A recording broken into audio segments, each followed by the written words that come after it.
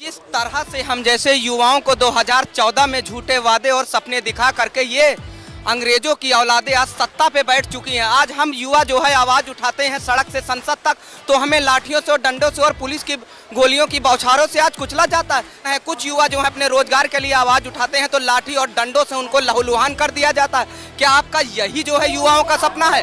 वो तो राजीव गांधी जी का सपना था जो 21 वर्ष की आयु घटा करके 18 वर्ष की आयु में हमें मताधिकार का प्रयोग दिया।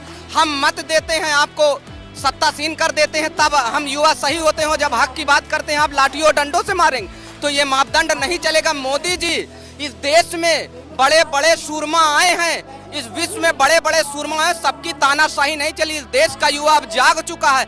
आपका सपना जो है चकनाचूर 2024 में होगा। इस देश का गांधी, मौजूदा दौर का गांधी राहुल गांधी युवाओं के साथ खड़ा है कोई देश में एक नेता जिसके साथ 2-2.5 लाख की पेटेंट भीड़ चल सकती हो? मोदी जी में अगर हिम्मत है तो 5 किलोमीटर पैदल चल के अपने पीछे 1 लाख युवाओं को चल के दिखाएं। आज सत्तासीन हो गए तो आप भूल गए, आपकी औलादे नहीं है तो क्या दूसरे की माँ बाप की औलादे नहीं है? हम किसी के बेटे हैं।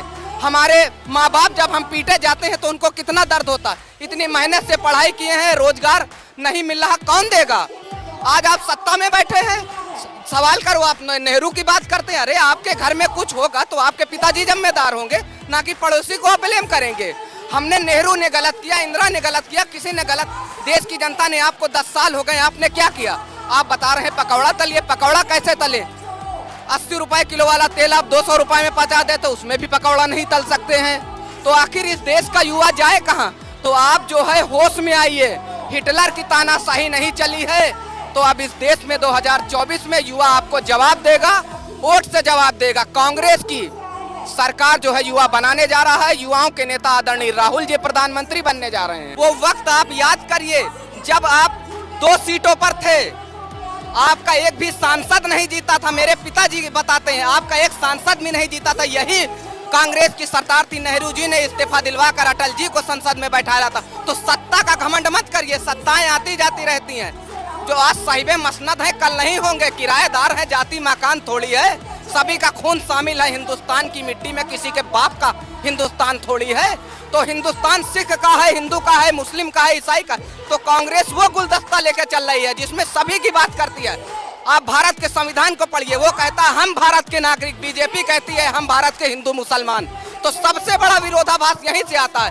कांग्रेस की सरकार थी तो सभी लोग एक साथ चलते थे। आज हिंदू और मुसलमान में खाई पैदा। आज राशिद अंसारी, आपके पिताजी राशिद अंसारी को एक थप्पड़ मार दें तो वो थप्पड़ कब हिंदू मुसलमान में बदल जाता है। तो ये नुकसान किया है सामाजिक ताना बाना में। आज हम आप जो है होली में बैठ के खा नहीं सकते, तो ये सामाजिक सौहार्द बिखाड़ा गया है। तो मोदी जी, आपके पास औलादे नहीं है तो दूसरों की औलादों का दर्द समझिए। आप अपनी माँ के लिए प्रेम दिखाते हैं तो मेरी माँ भी मुझसे प्रेम करती है। आप लाठियों से जब पूछते तो उस माँ की जब आह निकलती है तो माँ की आह बेकार नहीं जाती, क्योंकि माँ के आंसुओं का कोई मजहब नहीं होता है मेरे दोस्त। माँ तो माँ होती है। रोहित की माँ हो, राशिद की माँ हो, अखलाक की माँ हो, कमलेश की माँ हो, योगेश की माँ हो, माँ के आंसुओं का मजहब नहीं होता है। तानाशाही हो रही है देश। तानाशाही, बिल्कुल पूरी तरह से तानाशाही। मेरे मित्र, आप बताओ, हम अपनी आवाज उठाते हैं तो क्या पुलिस की बौछारों से, गोली डंडे से आप हमें मारेंगे? हमने आपको वोट देकर जिताया है। जरूरी नहीं है कि हम आपके सारे विचारों का समर्थन करें।